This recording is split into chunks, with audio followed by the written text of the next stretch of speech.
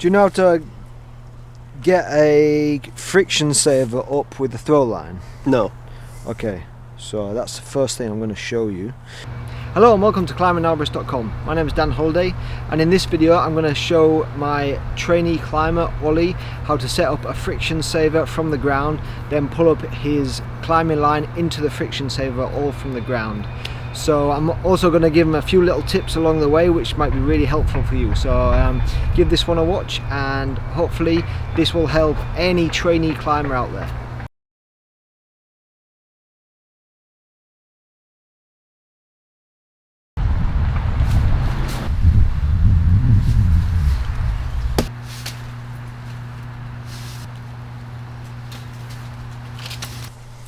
Alright, so to get the friction saver, so you can install the friction saver with the throw line and then pull, and then once you've got the friction saver installed you can then pull the rope up. So all you got to do is isolate a limb, so you've already done that up here. Yeah. So just make sure these two legs of throw line aren't crossing over each other first. So if you take that, so put that bit of line through the big ring and then tie the throw ball back on to that end again. Okay. Oh.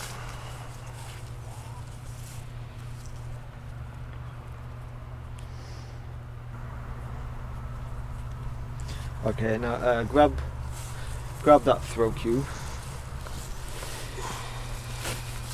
Okay, so now you have to pull all of this rope through until you get this end. Okay. Right. So I'll hold this just to make it easy for you. So you've gone through the big ring first. Okay. So now pull all that through.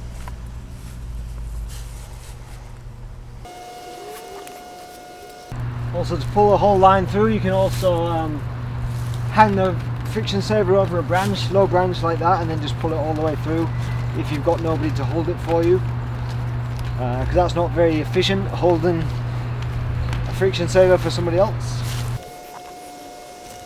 Alright, so now take this end, so take that ball off, and you need to put this end through the small ring of the friction saver.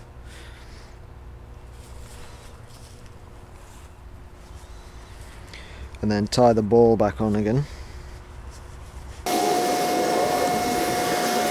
So what you've got now is you've got the friction saver, you've got the throw line through both eyes of the friction saver, sorry, both rings, but each leg of the throw line is like, so it's gone around the branch that you want. So pull up the throw line with that end, and what that's going to do, so you've got the branch here. It's going to pull.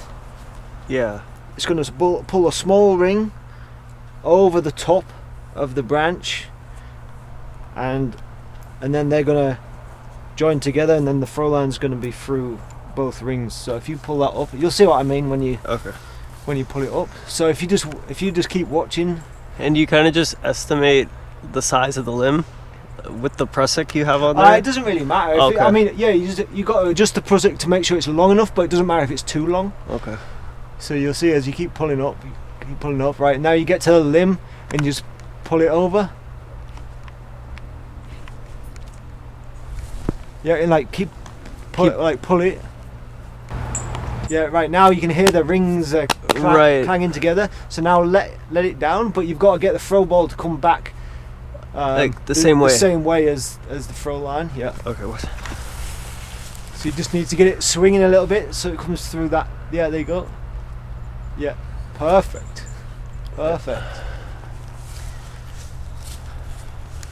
All right. So now what that means is the end with the throw ball on is the end of the small ring, okay?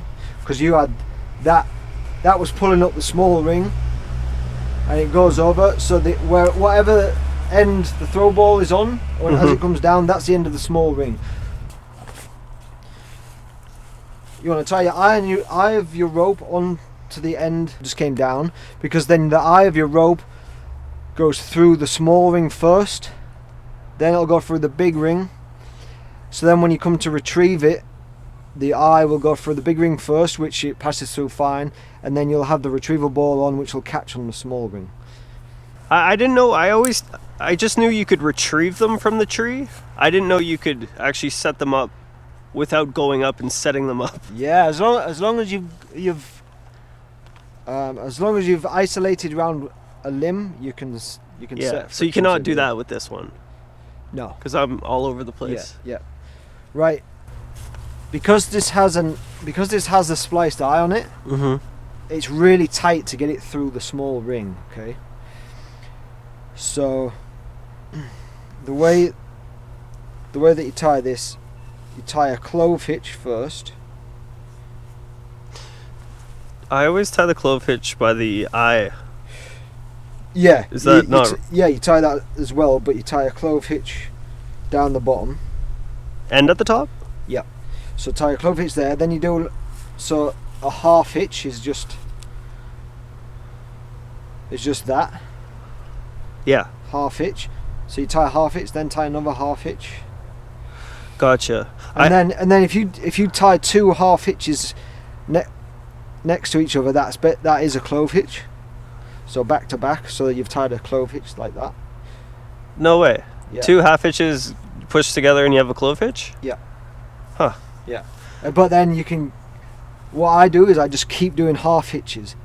So you're squashing the eye together. Smart. So then the eye will pass through, because it's even now it's going to be tight to get it through the small eye. So do a bunch of half hitches,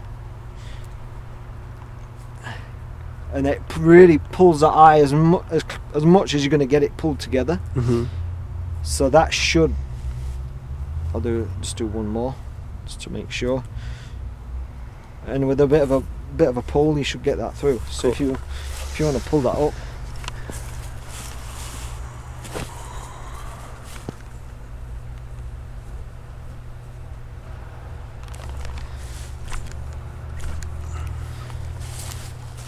okay, I'll give you a bit of a helping hand here. So usually if I want to pull, I'm naturally going to pull from up here. So I'll get a carabiner and I'll just tie it around a load of times until you get enough friction that it's not going to move, and then you can use the carabiner as a handle like that, and then you can pull it down, and then once you got it through the friction saver, just take that off, and there you go.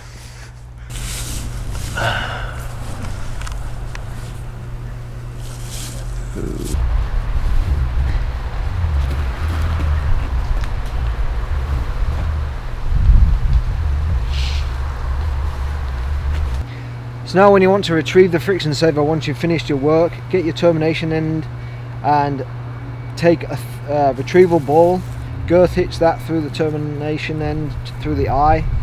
Make sure the retrieval ball is small enough that it's going to catch on the small ring, so make sure you've already tested that before you retrieve it. Then you're just going to pull down on the tail.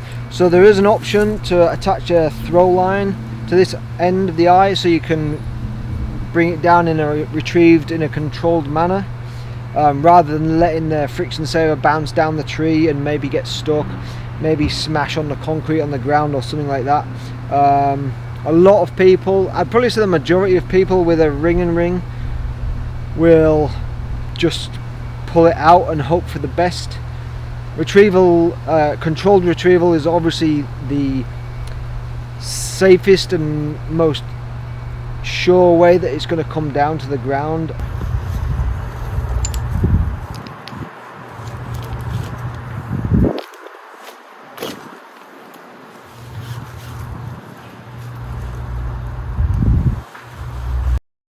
I'll just show you the two main types of friction saver. So this is just a basic one, ring and ring, fixed length, just use it through a union and that's it, rope goes through there, fixed length.